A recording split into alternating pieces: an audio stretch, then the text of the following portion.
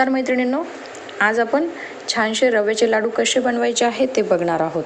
आता हे बघा, गॅसवर आपण कढई ठेवली होती गरम करण्यासाठी आणि त्यामध्ये आपण 4 चमचे तूप घेतलेलं आहे। तुम्ही गावरान तूप पण वापरू शकता।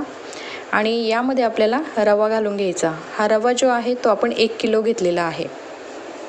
आता कपाने जर मोजला तो 7 कपाला थोडासा कमी रवा आहे।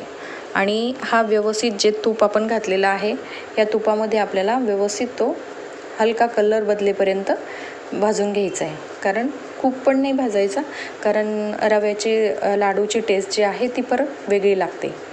त्यासाठी आपल्याला काय करायचं, सारखा हलवत राहायचा। जसं गॅस आपण मीडियम गॅस ठेवून यावर आपल्याला व्यवस्थित हा रवा जो आहे तो भाजून घ्यायचा आहे।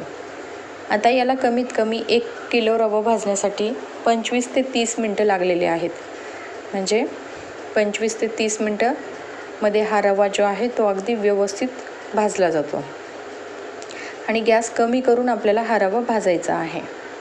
हे बघा, आपण हलकासा कलर बदलेपर्यंतच हा भाजला होता। आता त्याच कढईमध्ये आपल्याला काय करायचं आहे, साखर घेतलेली आहे। आता साखर जी आहे ती आपण 3.5 कप साखर घेतलेली आहे। म्हणजे जितका आपण रवा घेतो त्याच्या निम्मी आपल्याला साखर घ्यायची। ते आपल्या चवीनुसार, जसं आपल्याला गोड जास्त लागत असेल तर आपण जास्तही वापरू शकतो। आता यामध्ये साखर भिजेल एवढंच पाणी आपल्याला घालून घ्यायचं आहे। आणि हे पूर्णपणे, आता हा पाक जो आपण तयार करणार आहे, साखर पूर्णपणे वितळली गेली पाहिजे। आता साखर वितळल्यानंतर एक उकळी याला चांगली आली पाहिजे, कारण आपण एकतारी पाक याचा बनवणार आहोत। हे बघा, आता चांगली उकळी आल्यानंतर आपल्याला काय करायचं, मोठा 1 चमचा भरून दूध घालायचं, जेणेकरून साखरेवरची जी मळी असते ती निघून जाते। तर त्याला आपण काय करणार, पूर्णपणे व्यवस्थित उकळी आणणार आणि त्यावरची जी आहे, एक तर आपण चमच्यानी किंवा चाळणी असते, आपली चहाची चाळणी असते, त्याने पण आपण ही याच्यावरची पाकावरची जी मळी असते ती काढू शकतो। अशा पद्धतीने आपल्याला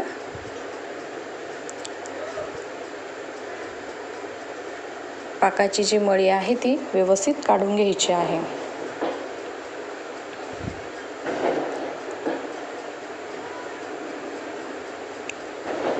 आणि आपला एकतारी पाक झाला की नाही तो पण आपल्याला चेक करायचा। आता काय करायचं, ज्यावेळेस आपण हा पाक करतो त्यावेळेस त्याची व्यवस्थित एक तार आली पाहिजे। याची पूर्णपणे 1 ते 2 उकळी काढूनच याची पूर्ण मळी काढून घ्यायची। आणि आपल्याला पाक जो आहे तो पण व्यवस्थित चेक करत चालायचा।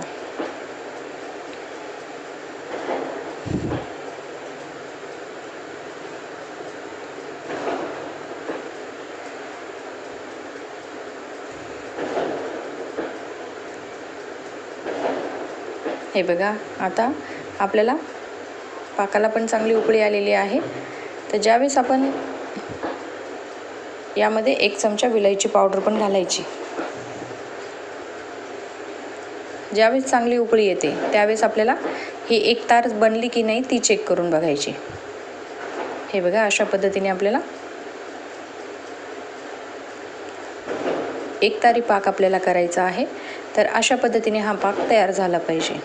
त्यानंतर आपण जो रवा घेतलेला होता भाजलेला, त्यामध्ये थोडा थोडा करून पाक आपल्याला घालायचा आहे। हा रवा पूर्ण व्यवस्थित मिक्स करून घ्यायचा।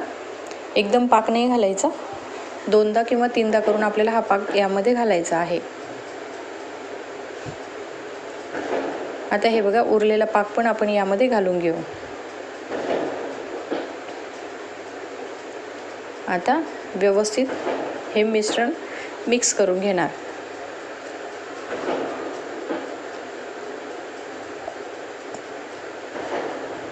व्यवस्थित आपलं हे मिश्रण जे आहे, पूर्ण पाक जो आहे तो पूर्णपणे रव्यामध्ये मिक्स झाला पाहिजे।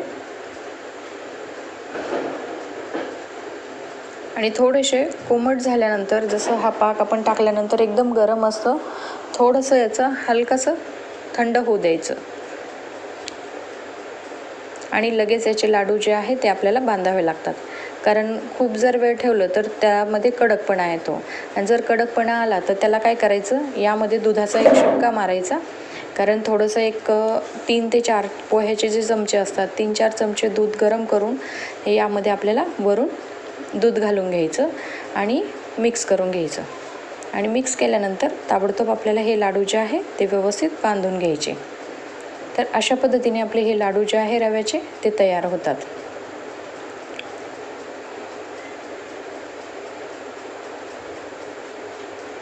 हे बघा, अशा पद्धतीने आपल्याला रवा लाडू जे आहे ते तयार होतात.